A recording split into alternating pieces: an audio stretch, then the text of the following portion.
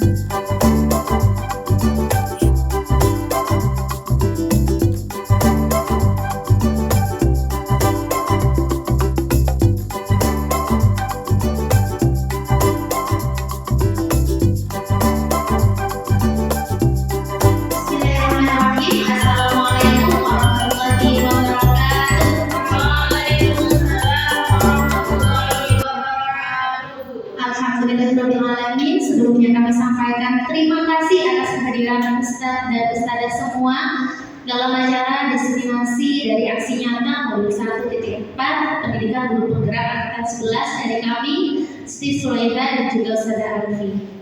Baiklah, terima kasih juga kepada Ibu Kepala Sekolah Ustadzah Irfan Nilaitul Mawfir SP yang juga berkenan hadir pada hari ini. Namun sebelum kita mulai dan lebih lanjut lagi, ada baiknya saya tes semangat dari ustaz-ustazah semua. Apakah siap? Siap. Baik, semuanya boleh berdiri terlebih dahulu. Semuanya? Siap. Oke, semuanya. Bagaimana kabarnya hari ini?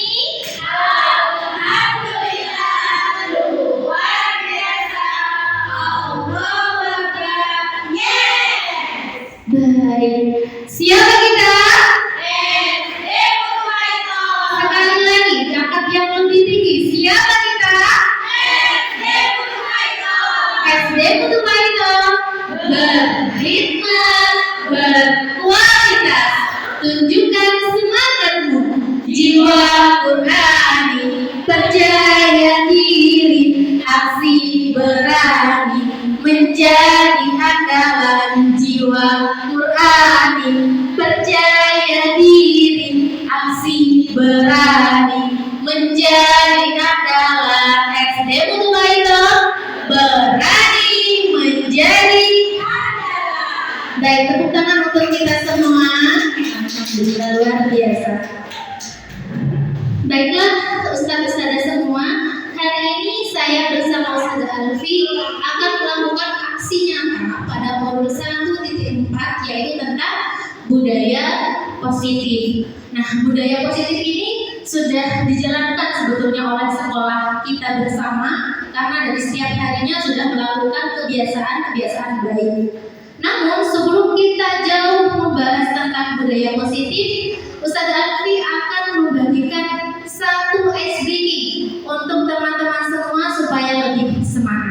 Monggo Ustazah.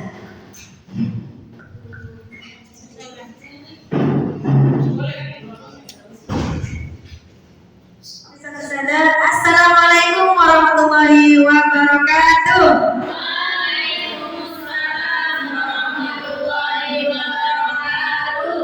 Baik, sebelum dimulai materinya, alangkah lebih baiknya kita mulai dengan ice breaking terlebih dahulu supaya lebih fokus dan lebih semangat.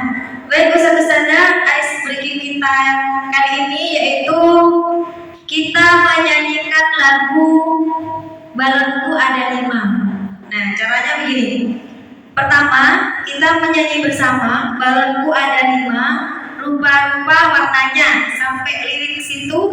Kemudian kita lanjutkan di dalam hati. Ketika sampai di lirik dor, kita angkat tangan langsung bilang dor. Kita tes kekompakan.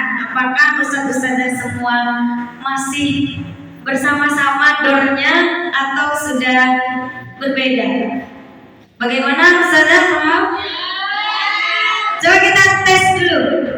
1, 2, 3. Balonku ada 5, rupa-rupa warnanya. Dilanjutkan di dalam hati. Yuk. Lagi-lagi 1, 2, 3. Balonku ada 5, rupa-rupa warnanya.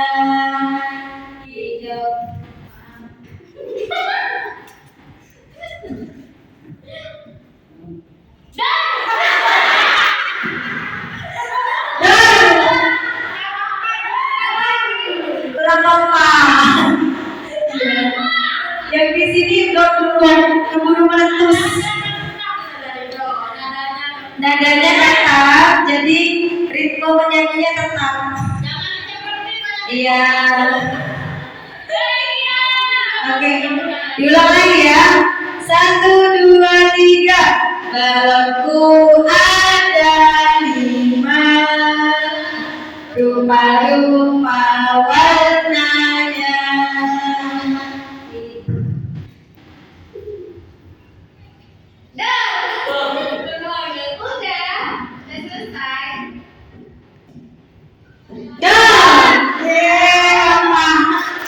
Oke, terima kasih semuanya.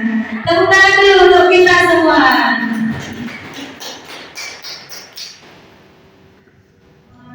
Baiklah Ustazah, terima kasih Ustazah Alfi sudah memeriahkan semangat di sore kali ini.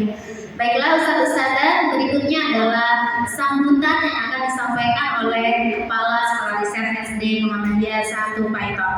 Kepada Ustazah Irham Laitul Nofir SP, kami silakan.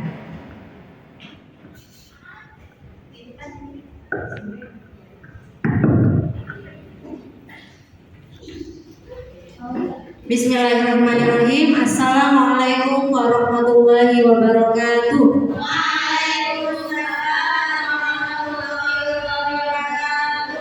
Masih semangat Ustaz-Ustazah? Ya, tetap semangat ya. Alhamdulillahirrabbilalamin. Pada hari ini kita semua diberikan nikmat sehat oleh Allah sehingga dapat berkumpul dalam kegiatan diseminasi calon guru penggerak angkatan 11 yaitu Ustazah Sulaiha dan Ustazah Alfi. Salawat serta salam kita haturkan kepada junjungan kita Nabi besar Muhammad SAW. Mudah-mudahan kita semua mendapat syafaat beliau di bawahnya. Ustazah semuanya yang insya Allah penuh semangat hari ini mengikuti kegiatan. Tentunya di sini saya menyampaikan terima kasih kepada calon guru penggerak dari SD Mutu Paiton yaitu Ustazah Sulaiha dan Ustazah Alfi. Beri aplaus untuk mereka berdua Ustazah. Masya Allah, Alhamdulillah Ustazah Sulaiha dan Ustazah Alfi hari ini akan berbagi kepada kita semua dalam aksi nyata di modul 1.4 budaya positif. Ustazah yang kita ketahui diseminasi ini merupakan kegiatan penyebarluasan ya. Jadi tujuan diadakan kegiatan ini dalam program guru penggerak tentunya di sini supaya tersebar luaskan kepada rekan-rekan guru yang lain. Jadi kegiatan yang sudah dirancang oleh Ustazah Alfi, Ustazah Sulaiha ini akan di-share, akan disebarluaskan kepada jenengan semuanya dengan harapan nanti bisa ikut diimplementasikan di sekolah. Tentunya telah kita ketahui bahwa budaya positif ini di SD Mutu Paiton sudah banyak sekali yang telah kita lakukan. Bagaimana kita membentuk budaya positif mulai dari anak-anak datang ke sekolah sampai nanti mereka pulang. Jadi mulai dari datang kita bagaimana membiasakan budaya positif 5S, membiasakan salam, senyum, sapa, sopan dan santun. Kemudian dilanjutkan dengan budaya positif yang lain, bagaimana anak-anak ketika bergaul dengan teman, bagaimana anak-anak ketika berbicara dengan guru-gurunya atau ustaz-ustazah, bagaimana mereka kita tingkatkan keimanan dan ketakwaannya tentunya melalui budaya positif, membiasakan sholat duha, sholat duhur berjamaah dan lain sebagainya. Dan untuk mengawali kegiatan menciptakan budaya positif ini tentunya perlu kita awali dengan adanya kesepakatan atau keyakinan yang perlu kita buat bersama anak-anak kita, siswa SD Mutu Paiton. Mungkin nanti Ustazah Sulaiha dan Ustazah Alfi akan menjabarkan bagaimana aksi dari budaya positif yang sudah dirancang dan juga sudah dilaksanakan. Ustaz-ustazah, tentu kegiatan diseminasi budaya positif ini penting sekali untuk menciptakan atau mewujudkan budaya positif yang ada di sekolah kita, mulai dari hal kecil sampai nanti hal-hal yang memang sudah mendasar ya, yang harus dibiasakan oleh siswa-siswi kita. Terakhir, harapannya dari kegiatan sharing atau diseminasi ini tentunya akan semakin memperkuat semangat dari ustaz-ustazah yang lain, semakin meningkatkan kepedulian dari ustaz-ustazah, semakin meningkatkan bagaimana menciptakan budaya positif untuk anak didik kita di sekolah. Mudah-mudahan kita semua bisa mengimplementasikannya di sekolah tercinta kita SD Mutu Paiton, dengan harapan karakter siswa akan terbentuk menjadi karakter siswa yang baik tentunya. Mungkin itu saja mengawali pembukaan kegiatan diseminasi budaya positif hari ini. Mudah-mudahan kegiatan ini berjalan dengan lancar semuanya. Dengan mengucap Bismillahirrahmanirrahim, kita membuka kegiatan diseminasi budaya positif oleh Ustazah Sulaiha dan Ustazah Alfi. Bismillahirrahmanirrahim.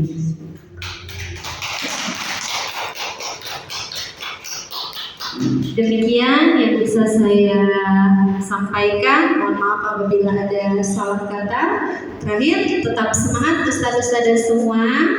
Akhirul kalam, wassalamualaikum warahmatullahi wabarakatuh. Demikianlah sambutan yang telah disampaikan oleh Ibu Ifrani Lailatul Maghfirah SP, dan kepadanya kami sampaikan terima kasih.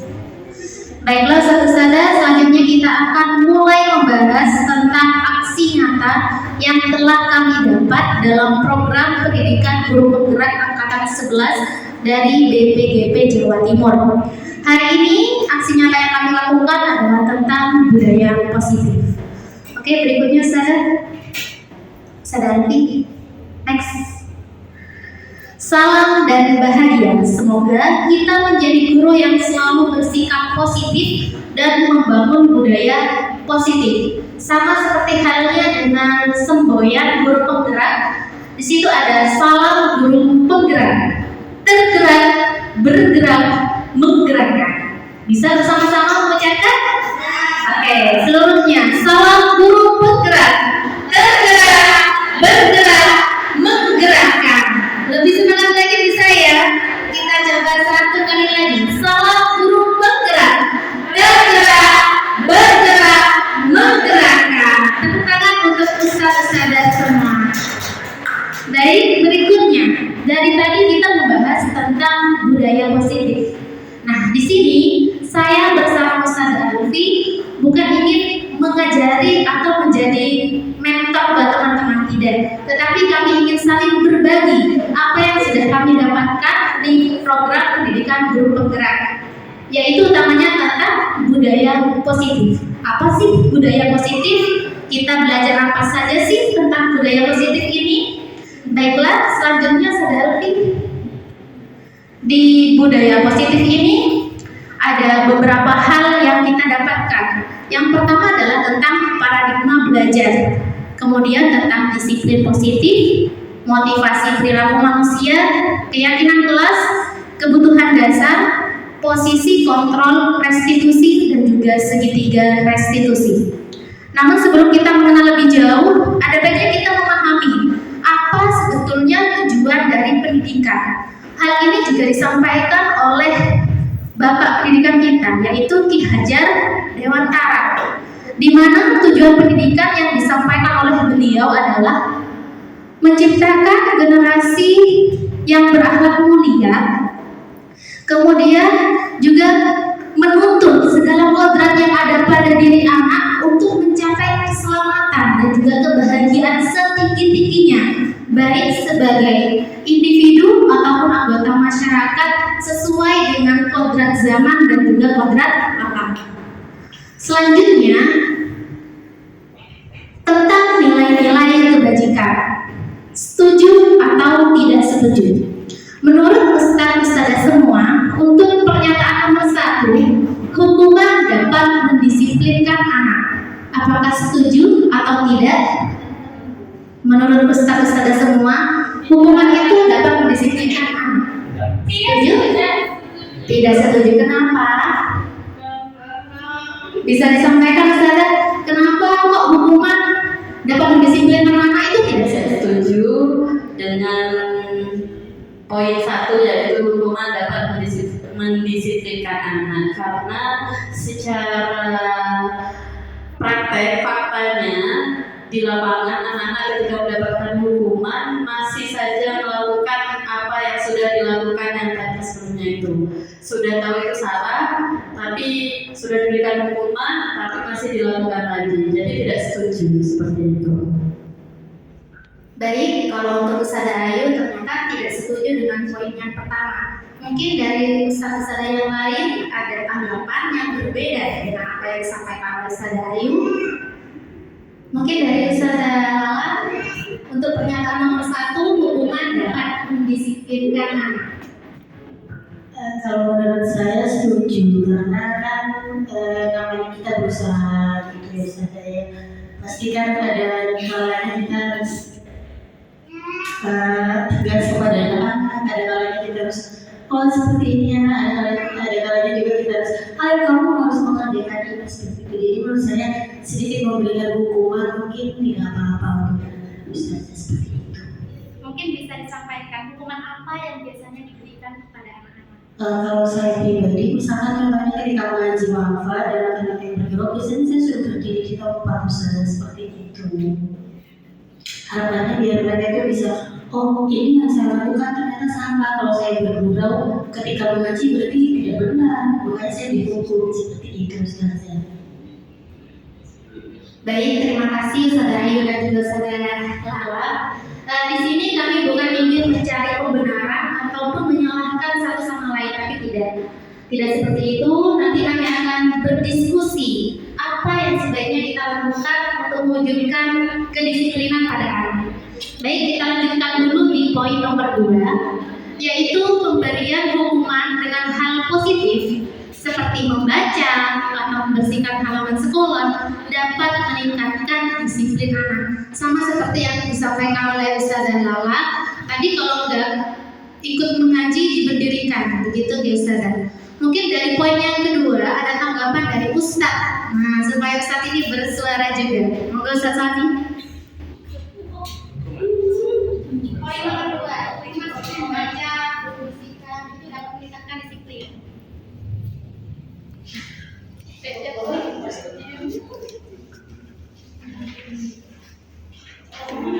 Untuk pemberian hukuman dalam hal positif mungkin bisa, juga mungkin tidak.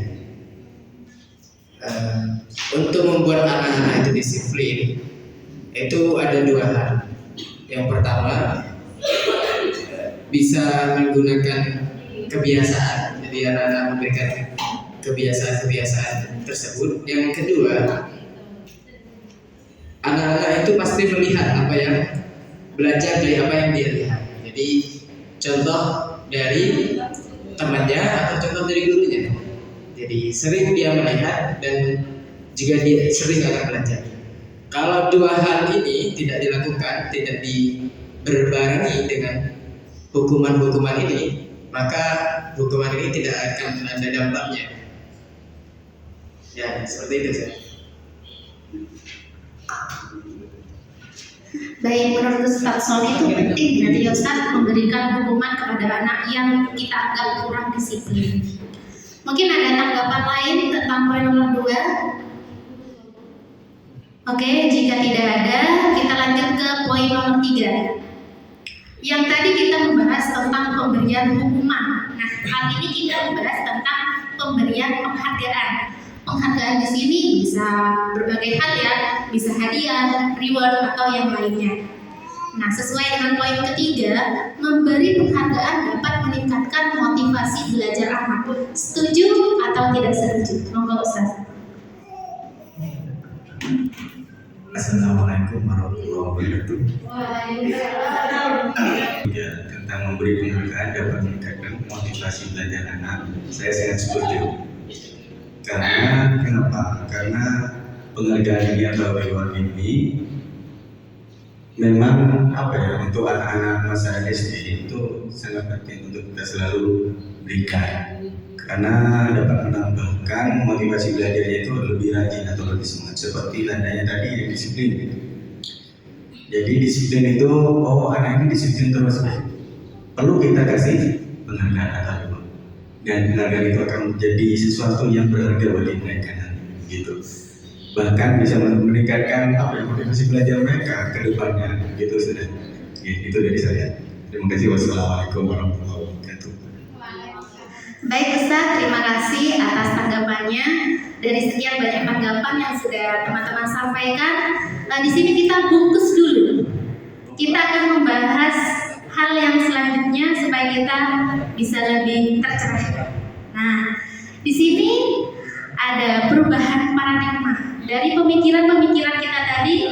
Mungkin ini akan bisa membantu kita semua menemukan inti dari sebuah kedisiplinan. Di sini coba kita bersama-sama.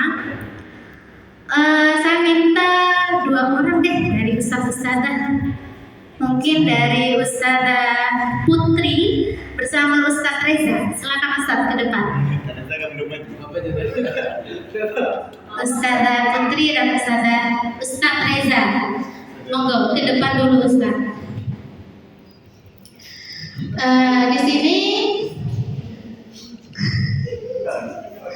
Di sini saya menyediakan kertas. Oke. Ini kalian bermain peran ya. Ustazah Putri sebagai A dan Ustaz Reza sebagai B.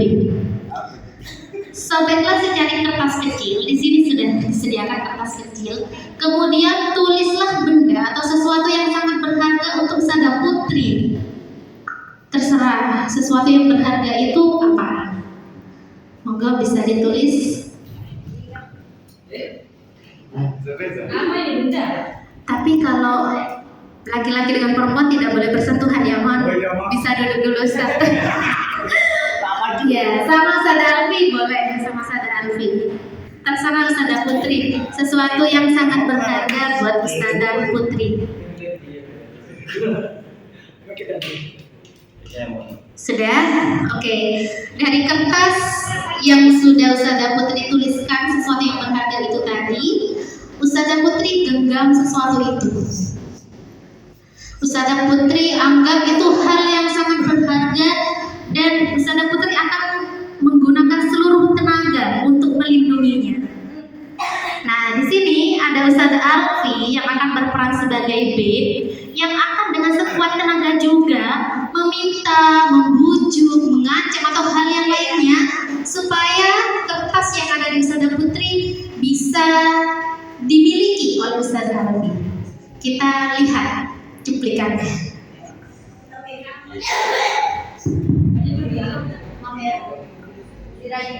Kamu punya apa? Punya sesuatu dalam berharga ya. Pinjem dong. Pinjem lah. Benaran. Lihat.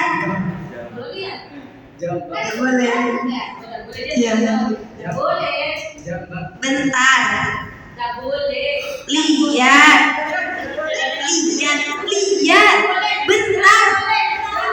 Cuma lihat bentar. Sebentar aja.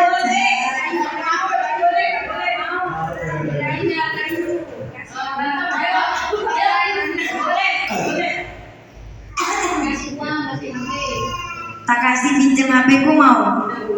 Kalau samu, roti, pinjam motorku dah. Tak ajak main ke pantai, boleh lihat. Palit. Es krim mau. Lihat dikit aja ujungnya toh. Cek dikit aja ini. Lihat, pengen lihat dikit. Mau orangnya. Gimana Ustazah, berhasil kan? Tidak berhasil. Oke, menurut Ustazah semua, dari tadi Ustazah Alfi sudah membujuk, merayu, bahkan juga sampai mengajak ya Ustazah ya, supaya apa yang Ustazah Putri miliki bisa dimiliki oleh Ustazah Alfi. Namun dengan sekuat tenaga yang sudah dicurahkan, apa yang terjadi dengan Ustazah Putri dan Ustazah Alfi? Adakah yang bisa memberi tanggapan? Oke, Ustazah Ridho.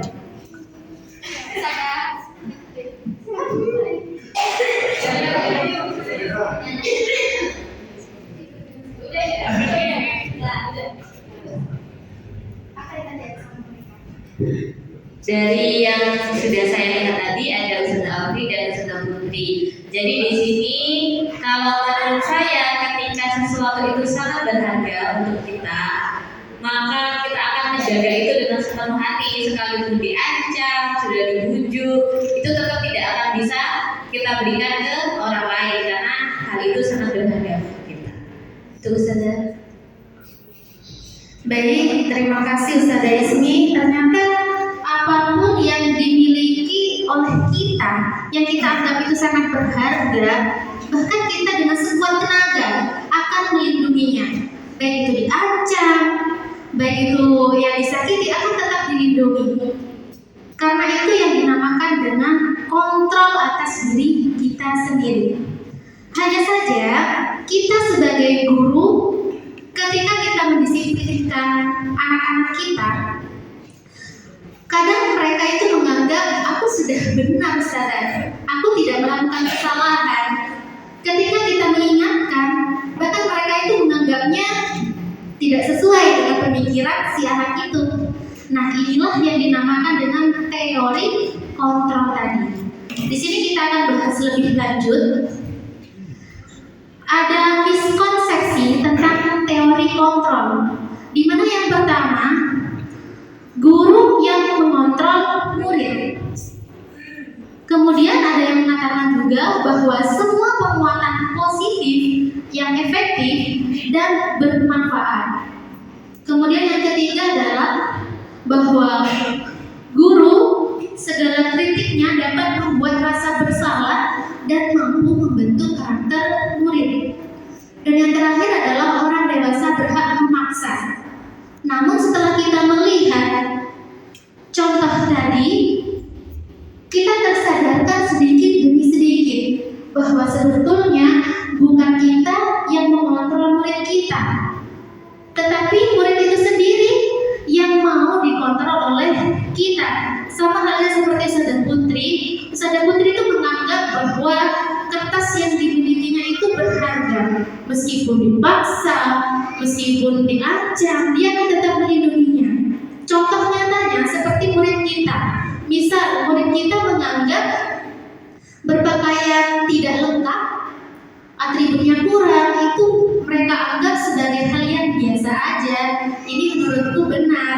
Nah, kita berkali-kali mencoba mengingatkan bahwa apa yang dilakukan mereka itu ternyata salah, kurang disiplin. Namun kembali lagi kepada siswa itu, dia mau gak dikontrol dengan kita? Mau gak membuka dirinya? Sama seperti kepala tangan kita. Misal, ustaz-ustazah semua, bisa kepala tangannya semua? Ya. Kemudian coba buka, tutup lagi, buka, tutup lagi. Dan saya menginstruksikan kepada ustaz-ustazah semua, jika ditutup maka kalian akan menjaga harta berharga milik kalian. Jika saya minta buka, maka kalian sudah melepaskan harta berharga itu. Coba sekarang bayangkan betul-betul buka, buka, buka, buka, buka. Ternyata tidak ada yang membuka tangannya, karena kalian semua menganggap hal itu adalah yang paling berharga, dan kalian sendirilah yang mengontrol itu, bukan saya, apalagi bukan guru. Guru hanya menuntun, selebihnya mereka lah yang akan mengontrol diri mereka untuk berbuat baik atau tidak. Kemudian yang kedua, penguatan positif dapat efektif dan bermanfaat. Inilah yang salah, yang kadang kita salah mengerti bahwa kita apa yang kita sampaikan kepada mereka akan efektif dan juga bermanfaat. Belum tentu, karena mereka butuh teladan dari kita semua. Jika hanya kita menyuruh anak-anak besok pakai atribut yang lengkap ya, sepatu yang hitam ya, datangnya tepat waktu ya, tapi kalau kita tidak mencontohkan, kita tidak memberikan teladan, maka hal itu akan sia-sia. Kemudian yang ketiga adalah kritik dapat membuat rasa bersalah sehingga mampu membentuk karakter murid. Hal ini kadang juga kita berpikiran, wah ini nih yang paling efektif nih, mereka bisa mempunyai rasa bersalah. Oh iya, aku besok gak mau ulangi lagi supaya gak dimarahi sama ustaz-ustazah. Belum tentu juga, karena yang mereka rasakan tidak bisa kita lihat secara langsung, karena mereka kadang memendam. Oh, aku kok dimarahi sih? Karena kita salah tangkap. Justru mereka lah yang merasa tersakiti oleh kritik dan saran kita. Belum tentu juga. Kemudian ilusi yang keempat adalah orang dewasa berhak memaksa. Itulah yang kadang-kadang membuat anak-anak merasa tidak dihargai, merasa tidak dimanusiakan. Oke, berikutnya.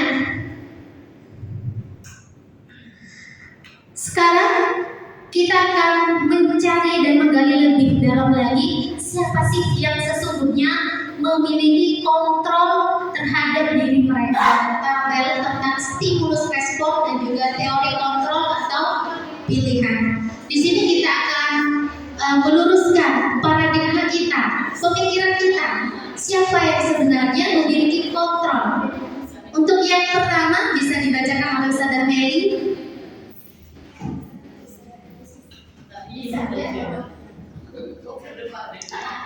Kita mencoba mengubah orang agar berpandangan sama dengan kita. Teorinya, kita berusaha memahami pandangan orang lain tentang dunia.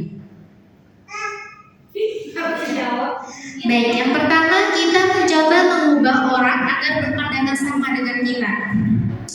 apakah bisa kita membuat orang lain memiliki pemahaman yang sama dengan kita? Belum tentu juga. Seharusnya teori kontrol yang kita lakukan adalah kita berusaha memahami pandangan orang lain tentang dunia. Disitulah kita lakukan berbagai hal, bisa dengan cara diskusi, kemudian mengajukan pendapat dan lain sebagainya. Kemudian yang kedua adalah perilaku buruk dilihat sebagai suatu kesalahan. Apakah betul seperti itu? Tidak, belum tentu juga. Karena semua perilaku juga memiliki tujuan. Sama dengan hal tadi, seperti siswa datang terlambat, seperti siswa tidak memakai atribut yang lengkap. Kadang mereka melakukan hal itu karena satu, bisa disengaja, dua, bisa tidak disengaja. Mungkin dari ustaz-ustazah punya pengalaman tentang hal ini. Adakah siswanya yang datang terlambat, tidak memakai atribut yang lengkap, tapi ustazah mencoba menggali apa sih alasan mereka? Adakah yang pernah melakukan itu? Ustazah Ridho mungkin?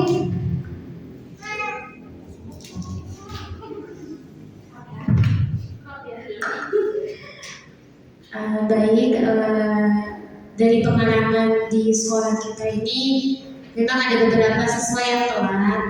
Nah, untuk penanganannya itu biasanya kita tidak langsung memberi punishment dan sebagainya, tapi kita menanyakan alasan apa yang menyebabkan mereka telat. Biasanya mereka ustazah masih menunggu ayah seperti itu, baru sama ayah kerjanya itu. Terus iya mohon maaf ustazah, tadi malam saya tidurnya kemalaman seperti itu. Dan guru mencoba untuk memahami itu, tidak langsung memberikan punishment seperti itu. Ya untuk pengalamannya seperti itu sudah. Alhamdulillah, luar biasa sekali Ustazah Ridho. Jadi tidak semena-mena kita sebagai guru langsung menghukum anak ya, tetapi kita mencari tahu terlebih dahulu apa alasan mereka sehingga berbuat seperti itu. Baik, berikutnya adalah orang lain bisa mengontrol saya. Padahal sebetulnya adalah hanya kita sendiri yang bisa mengontrol diri kita, dan kitalah sendiri yang mengizinkan orang lain mengontrol diri kita. Kemudian berikutnya adalah pemaksaan ada pada saat bujukan gagal. Pernahkah seperti ini? Pernahkah? Pernah, sama seperti yang telah dilakukan oleh Saudara Putri bersama Saudara Alfi tadi. Karena sudah tidak berhasil membujuk, maka dilakukan hal terakhir, yaitu memaksa. Namun teori kontrol yang tepat adalah kolaborasi dan konsensus menciptakan pilihan-pilihan baru. Oke, berikutnya adalah model berpikir menang atau kalah. Ini yang sering terjadi, padahal teori kontrol yang tepat adalah model berpikir dengan menang dan menang. Jadi sama-sama merasa menang. Berikutnya, disiplin positif. Terdapat teori kontrol atau teori pilihan yang telah disampaikan oleh Dr. William Glasser. Yang pertama, Anda tidak bisa mengontrol orang lain, hanya Anda yang bisa mengontrol diri sendiri. Makna disiplinnya apa? Belajar kontrol diri dengan menggali potensi kita agar tercapai tujuan mulia, yaitu seseorang menjadi sesuatu yang kita inginkan berdasarkan nilai-nilai yang kita hargai. Nah, di sini berkaitan juga dengan semua perilaku, karena semua perilaku memiliki tujuan. Kita bisa perhatikan pada tabel berikutnya, yaitu tentang teori motivasi. Di mana teori motivasi ini terdapat dua jenis. Yang pertama adalah motivasi ekstrinsik, yang kedua adalah motivasi intrinsik. Di mana motivasi ekstrinsik ini untuk menghindari hukuman dan untuk mendapatkan imbalan. Kemudian yang ketiga adalah intrinsik, di mana nilai yang dicapai adalah menghargai diri sendiri dengan nilai kebajikan universal. Di mana di situ akan terbentuk keyakinan kelas yang sudah kita buat di kelas masing-masing. Kemudian tentang model berpikir menang-menang, yaitu kolaborasi dan konsensus menciptakan pilihan-pilihan baru. di mana hal ini dapat terwujud dengan 5 posisi kontrol guru dalam mendisiplinkan anak. Yang pertama adalah posisi kontrol sebagai penghukum, kemudian yang kedua adalah pembuat merasa bersalah, ketiga sebagai teman, keempat sebagai pemantau, dan sebagai manajer untuk yang terakhir. Nanti terciptalah segitiga restitusi, yaitu dengan langkah-langkah menstabilkan identitas, validasi kebutuhan, dan menanyakan keyakinan. Hal ini semua akan berkaitan juga dengan 5 kebutuhan dasar manusia, yaitu bertahan hidup, penguasaan, kasih sayang, rasa diterima, kesenangan, dan kebebasan. Untuk lebih lanjut lagi nanti akan dibahas oleh Ustazah Alfi. Oke, berikutnya next Ustazah Alfi. Nah, di sini kita akan memahami sedikit demi sedikit tentang disiplin positif. Apa sih yang dimaksud disiplin? Nah, disiplin artinya adalah belajar. Disiplin positif merupakan salah satu cara penerapan disiplin yang bertujuan untuk menumbuhkan kesadaran dan motivasi intrinsik tanpa imbalan, tanpa reward, dan tanpa ancaman ataupun hukuman. Jadi di sini kita mulai tercerahkan ya Ustazah, ternyata cara disiplinkan anak itu nggak seharusnya dengan memberikan ancaman, memberikan hukuman, ataupun juga memberikan imbalan. Ternyata imbalan juga tidak tepat untuk kita berikan kepada anak. Kemudian disiplin diri membuat orang menggali potensinya menuju sebuah tujuan apa yang dia hargai. Sama seperti kita mengingatkan anak-anak, kalau kita hanya bilang, ayo sepatunya hitam, ayo atributnya harus lengkap, tanpa kita beritahu tujuan kita itu apa, maka mereka akan menganggapnya sebagai lalu lalang saja. Namun dalam budaya kita banyak yang beranggapan kata disiplin diubah menjadi sesuatu yang dilakukan seseorang pada orang lain untuk mendapatkan kepatuhan. Nah, kecenderungan umum inilah yang menghubungkan kata disiplin dengan ketidaknyamanan. Jadi orang-orang yang kita disiplinkan merasa tidak nyaman, bukan dengan apa yang kita hargai atau mencapai suatu tujuan yang mulia. Lalu nilai-nilai kebajikan apa sih yang harus kita tanamkan? Kemudian kita pahami juga nilai-nilai kebajikan itu sebenarnya apa. Nah, di sini kita pahami nilai-nilai kebajikan universal adalah nilai-nilai yang disepakati bersama, lepas dari suku bangsa, agama, bahasa, ataupun latar belakang. Dengan mengaitkan nilai-nilai kebajikan yang diyakini seseorang, maka motivasi intrinsiknya akan terbangun sehingga menggerakkan motivasi dari dalam untuk mencapai tujuan mulia yang diinginkan. Sesuai dengan nilai-nilai profil pelajar Pancasila, boleh Ustazah semuanya berdiri sebentar? Ya.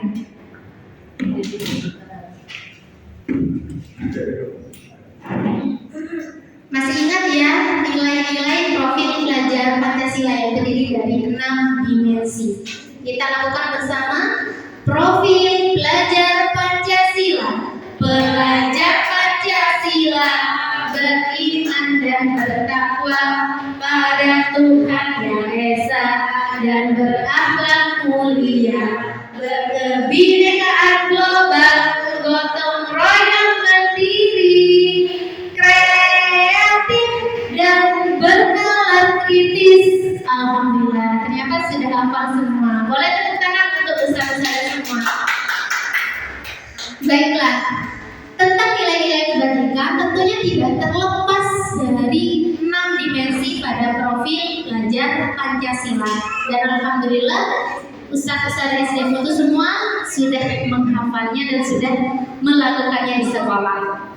Baik, untuk selanjutnya teori motivasi perilaku manusia yang akan dipaparkan langsung oleh Ustazah. Assalamualaikum warahmatullahi wabarakatuh.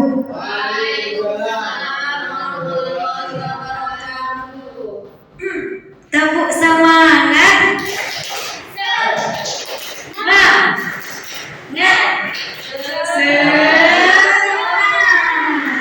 Oke, masih semangat semuanya?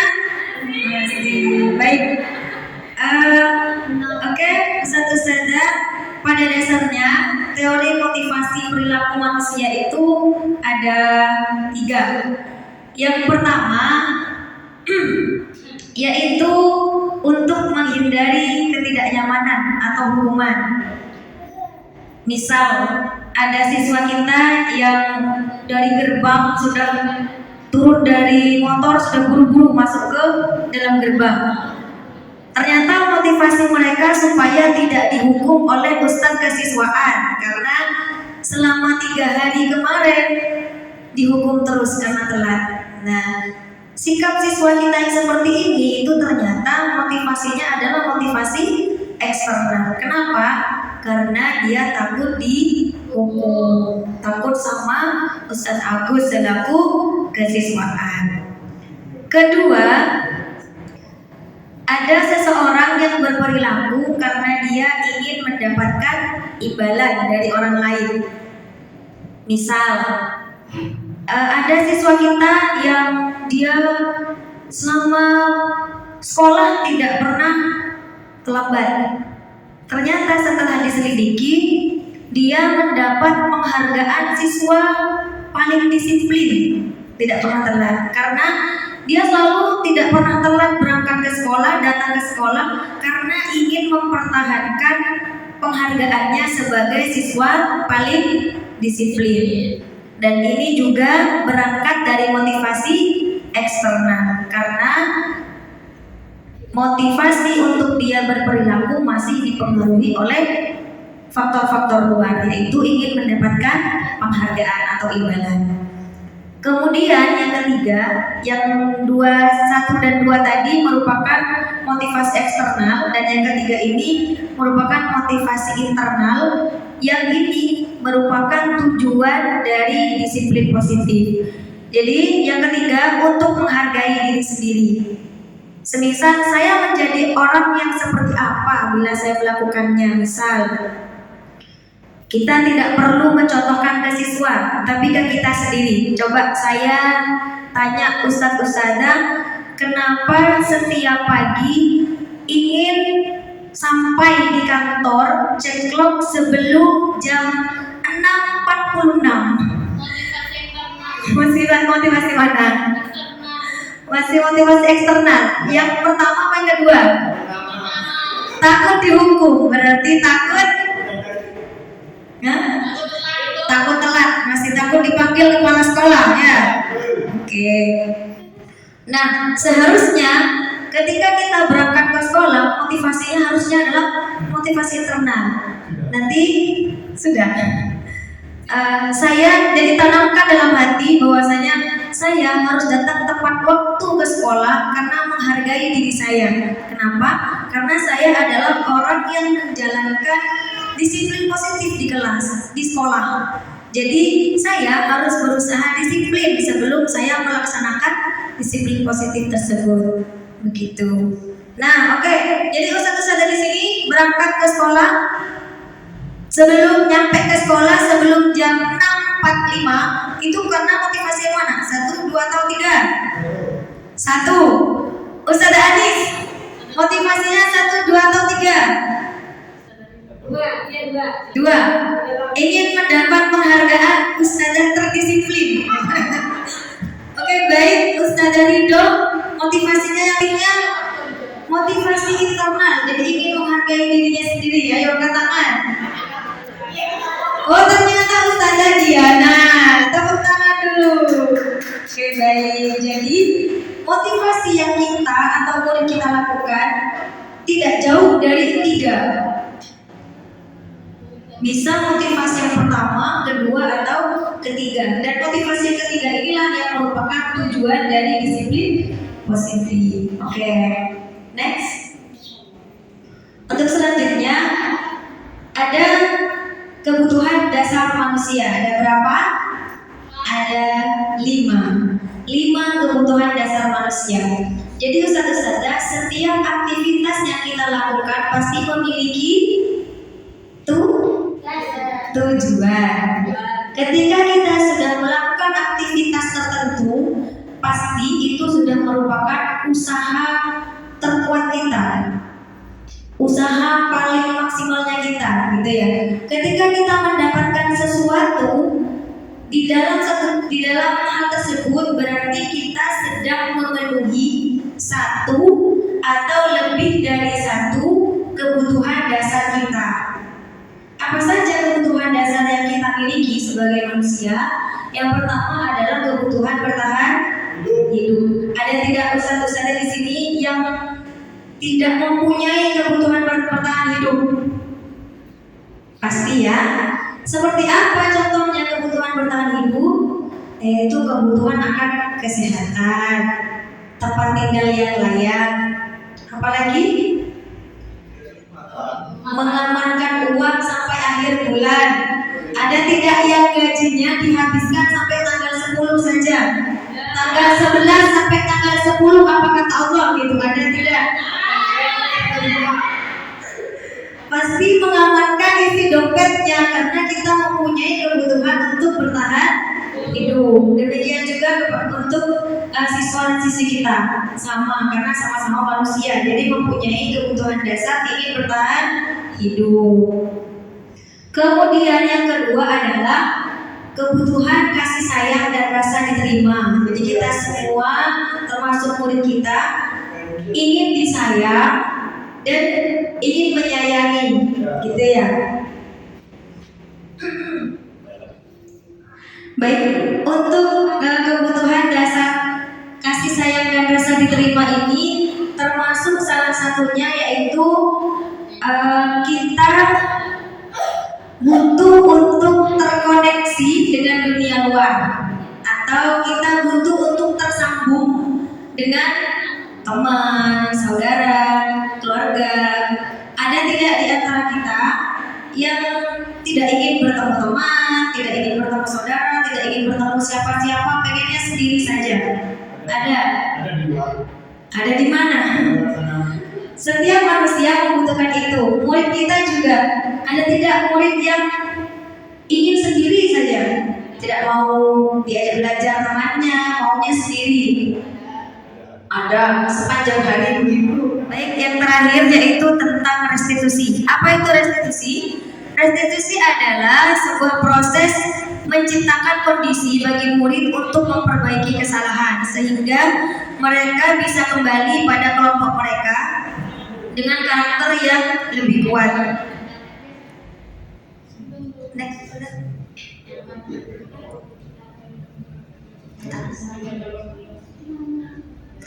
Ini 9 ciri-ciri restitusi. Yang pertama, bukan untuk menebus kesalahan, namun untuk belajar dari kesalahan. 2, memperbaiki hubungan. 3, tawaran bukan paksaan.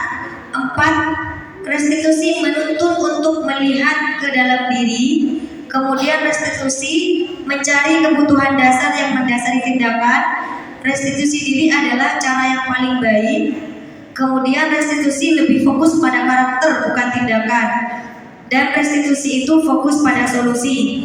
Restitusi mengembalikan murid yang berbuat salah kepada kelompoknya. Jadi misal saya contohkan, misal Ustadz Agus adalah seorang murid yang sering iseng kepada temannya, sering iseng, kemudian sudah dipanggil bolak-balik oleh kesiswaan, tidak mau berubah. Nah, untuk menangani siswa yang bernama Agus tadi bisa menggunakan segitiga restitusi. Jadi nggak perlu marah-marah. Yang pertama adalah menstabilkan identitas. Seperti apa menstabilkan identitas? Oke. Mau dipraktekkan di sana boleh ya? Sini Ustadz Agus dulu. Misal Ustadz Agus ini adalah seorang siswa yang sudah bolak-balik dipanggil tapi belum ada perubahan. Oke. Nah, yang pertama menstabilkan identitas itu seperti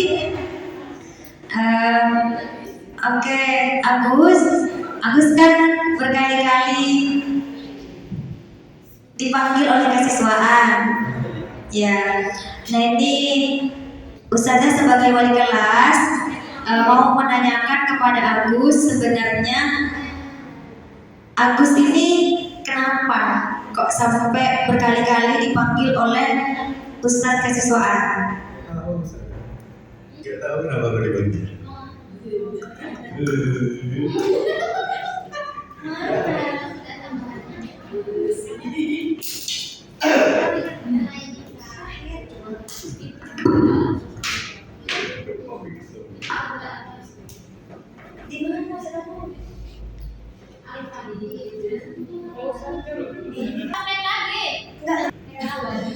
Baik Ustadz Ustazah, saya akan mencoba mempraktekkan segitiga restitusi jika kita berhadapan dengan siswa yang bermasalah. Misal, Agus ini merupakan siswa yang sering membuat kenakalan-kenakalan di kelas, gitu ya. Saya sebagai wali kelas memanggil Agus ke kantor untuk diajar bicara. Oke. Agus, nggak usah duduk berdiri aja. Agus tahu tidak kenapa Ustazah memanggil Agus ke kantor? Tidak tahu. Jadi tadi Ustazah mendapat laporan dari bidang kesiswaan, katanya Agus sering iseng ke teman-temannya di kelas, sering menyobek kertas, kemudian sering ngambil air minum temannya. Apa benar? Benar tidak, Agus? Benar, Ustaz. Nah, betul. Jadi pada fase ini saya sedang menstabilkan identitas. Jadi menanyakan benar tidak perbuatannya yang sedang dilakukan di kelas. Kemudian yang kedua, sekarang Ustazah tanya nih ke Agus, perbuatan seperti itu merupakan perbuatan yang baik apa tidak? Tidak, Ustaz. Betul, itu perbuatan tidak baik. Ya. Tapi kenapa kok bisa dilakukan kalau sudah tahu itu adalah perbuatan tidak baik? Kan iseng, Ustaz. Berarti Agus senang nih dengan iseng kepada temannya. Senang banget. Nah, dalam proses ini saya sedang melakukan validasi tindakan yang salah. Jadi saya menanyakan kepada siswa bahwasanya benar apa tidak perbuatan tersebut. Jadi siswa diarahkan untuk mengetahui bahwa perbuatan yang dilakukan adalah perbuatan yang salah.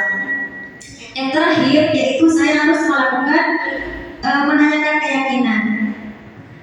Baik, Agus kan sudah tahu ya perbuatan iseng kepada temannya itu merupakan perbuatan yang tidak baik. Ya. Sekarang saya tanya, itu sesuai dengan keyakinan kelas kita apa melanggar keyakinan kelas?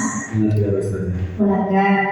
Kalau sudah itu melanggar keyakinan kelas, berarti harusnya gimana? Tidak dilakukan, Ustaz. Tidak dilakukan. Nah, Agus ini kan sering iseng sama Putri ya. Berarti hal yang harus dilakukan selanjutnya gimana terhadap yang bersangkutan? Tidak iseng, Ustaz. Tidak iseng lagi.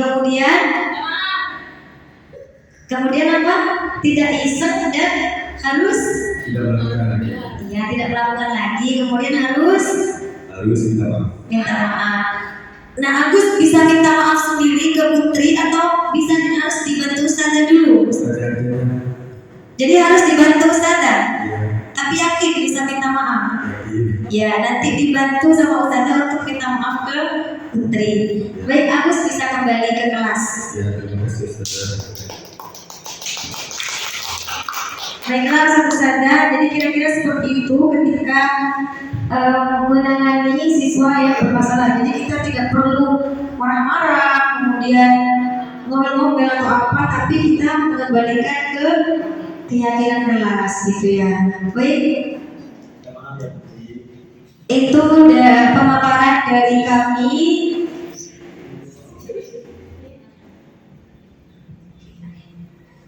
Itu sedikit pemaparan dari kami. Jika ada ustadz-ustadzah yang ingin bertanya atau belum memahami materinya, saya persilahkan dua penanya.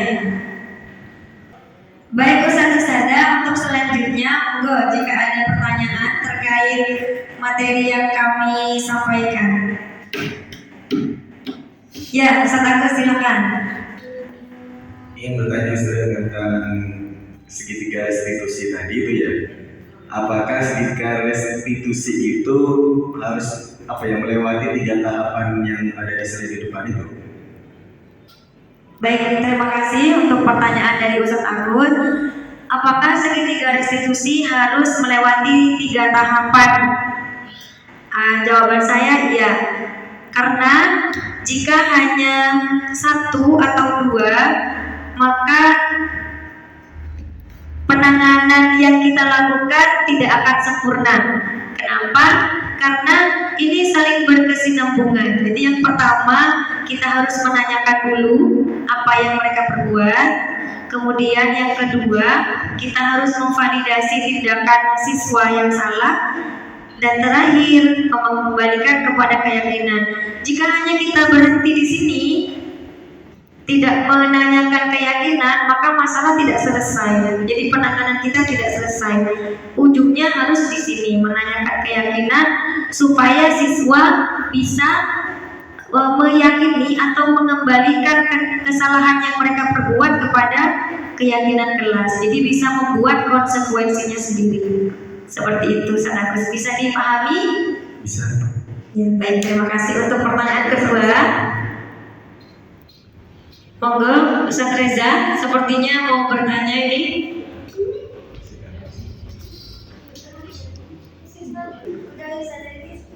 Baiklah Ustaz Ustazah, jika tidak ada yang bertanya dan sudah memahami materi yang kami paparkan, untuk selanjutnya saya kembalikan kepada Ustaz Sulaiha.